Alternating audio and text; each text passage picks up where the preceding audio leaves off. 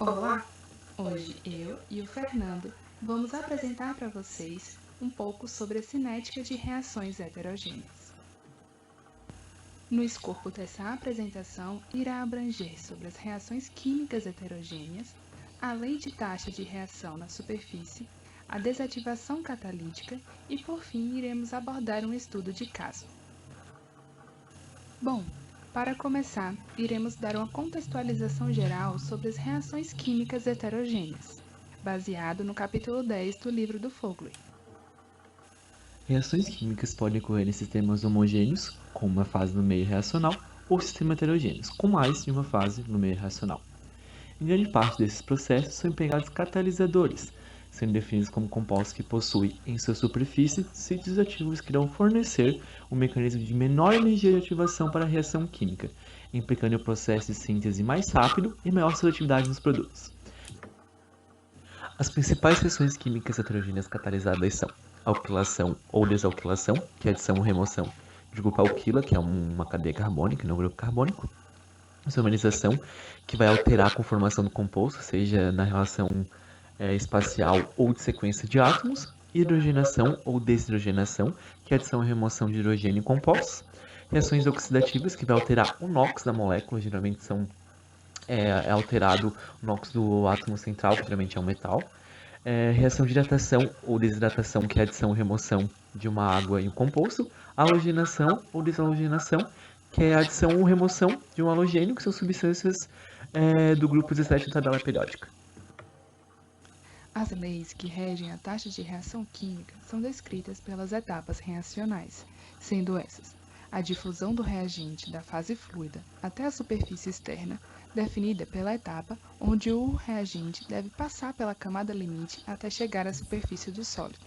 A difusão interna, onde ocorre a percolação do reagente até a superfície do sólido. A dessorção, que é a ocupação dos sítios vazios. A reação química, que é a etapa onde ocorre a síntese de produtos. E, por fim, a desorção, que é a saída do produto do sítio ativo. A etapa que tiver menor velocidade é denominada como a limitante da reação. A velocidade de reação está diretamente ligada à temperatura do meio reacional, podendo alterar a taxa de reação na maior parte dos processos de síntese. A adsorção de reagentes no sítio ativo é uma etapa exotérmica, onde o aumento da temperatura implica na menor ocupação de sítios ativos catalíticos. Dessa forma, à medida que a temperatura do meio reacional aumenta, a taxa de reação pode ser favorecida, mas desfavorece a adsorção de reagentes na superfície ativa do sólido catalisador.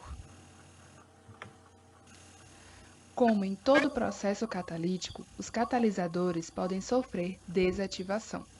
A interferência na declividade catalítica pode ocorrer em três principais situações, sendo elas a citerização, ou também conhecida como envelhecimento, que é a perda da atividade dos sítios ativos na superfície do sólido.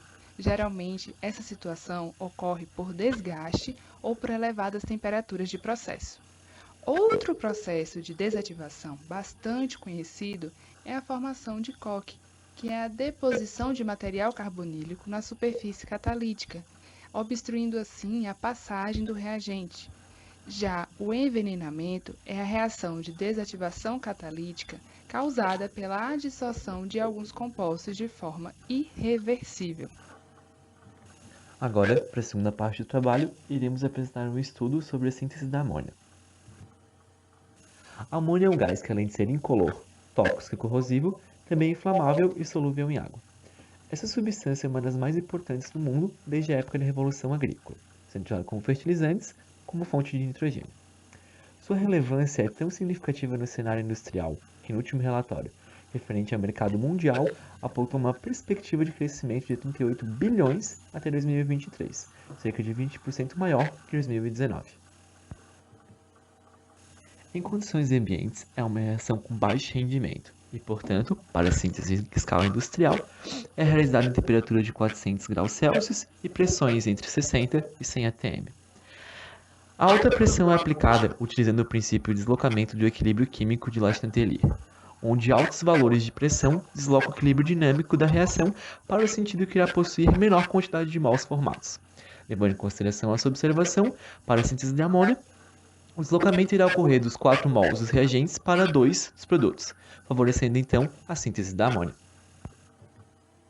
O processo de síntese de amônia mais utilizado é o de Haber-Bosch, desenvolvido por Fritz Haber e Karl Bosch na primeira década do século XX. Nesse processo, o catalisador é um composto com base em óxido de ferro, com pequenas quantidades de óxido de alumínio, óxido de potássio e óxido de cálcio. A utilização dos óxidos é dada visando a prevenção do catalisador, com o intuito de manter o processo de síntese e evitar a desativação dos síntese ativos por envenenamento de outros compostos que não sejam os reagentes. Com esse método, o processo Haber-Bosch permite a reutilização dos reagentes não consumidos na reação, visando o maior rendimento dos processos posteriores. Além das altas pressões, temperaturas baixas favorecem o deslocamento da reação no sentido da formação de produtos, uma vez que se trata de um processo de síntese exotérmico. No entanto, em baixa temperatura, as velocidades de reação geralmente são extremamente lentas. Visando esse motivo, em processos industriais, a síntese é realizada em temperaturas mais elevadas, por volta de 400 graus, para acelerar a reação, visando a viabilidade econômica do processo. A síntese da amônia é descrita por muitas etapas reacionais, como podemos ver nesta imagem. A reação 2 indica a adsorção do nitrogênio no sítio ativo do catalisador, seguida da dissociação do nitrogênio, que é a etapa mais lenta do mecanismo, representada pela reação 3. Na reação 4, encontra-se a representação da dissociação do H2 no sítio ativo do catalisador, seguindo das 3 etapas de hidrogenação do átomo de nitrogênio, representada pelas equações 5 a 7. E, por fim, tem-se a dessorção da amônia formada na última etapa, representada pela reação 8. Seguindo o modelo anterior, Ronduda e colaboradores descreveram em 2020 a taxa de reação de síntese de amônia. Por se tratar de uma reação reversível, K é a constante de velocidade para as reações direta e reversa, e Pi são as pressões parciais de cada espécie. Os coeficientes exponenciais m, p e q são as ordens de reação em relação às espécies no sentido direto e reverso. Sabendo que em um equilíbrio químico, a taxa de reação da síntese da amônia é igual a zero e que as ordens de reação em relação ao nitrogênio, hidrogênio e à amônia são iguais ao coeficiente estequiométrico de cada reagente, a combinação das constantes de equilíbrio pode ser descrita conforme a equação 12. Ao realizarmos um levantamento extensivo da literatura, foi evidenciado a concordância quanto à existência de um mecanismo dissociativo para a reação da amônia em catalisadores de ferro, cuja superfície se comportaria como sendo energeticamente heterogênea.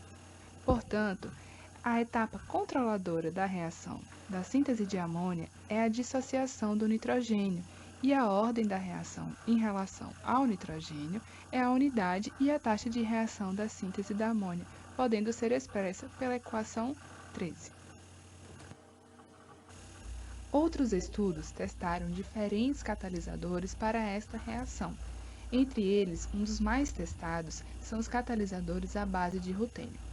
No entanto, como podemos observar nessa tabela, a ordem da reação em relação tanto ao hidrogênio quanto ao nitrogênio tendem a ser negativas para os catalisadores à base de rutênio, indicando que existe uma afinidade entre as moléculas e o catalisador e, portanto, o aumento da pressão da reação não afeta a taxa de síntese de amônia.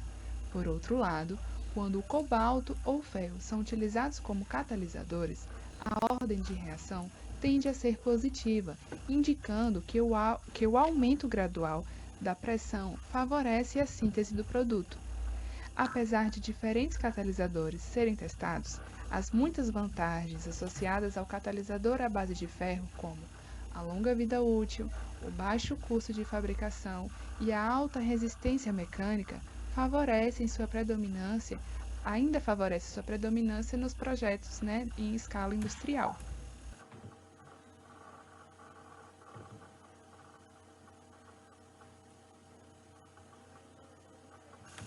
Apesar da grande aplicabilidade do catalisador à base de ferro, ele não está isento de sofrer desativação ao longo da reação.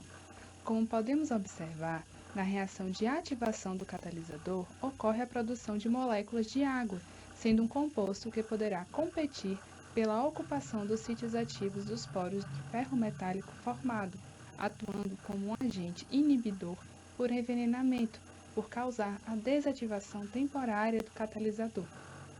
Em estudo feito por Rodrigues, foi confirmado que além das moléculas de água atuarem como veneno, também podem causar sinterização, diminuindo assim a sua atividade catalítica. Como solução, o autor aponta que pode ser utilizado menores temperaturas durante a redução dos óxidos metálicos, evitando concentração de vapor de água e maior velocidade de circulação do gás de hidrogênio, diminuindo assim o tempo de contato de moléculas de água com o catalisador e, portanto, minimizando sua ocupação nos sítios ativos.